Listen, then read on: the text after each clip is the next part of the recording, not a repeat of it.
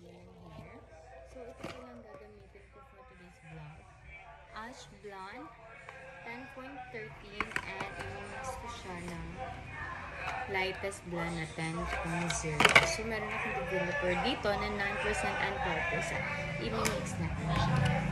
So, for me pala is nagamix din ako ng conditioner or pwede hair mask. So, optional lang yan ha. Yeah. So, this is it.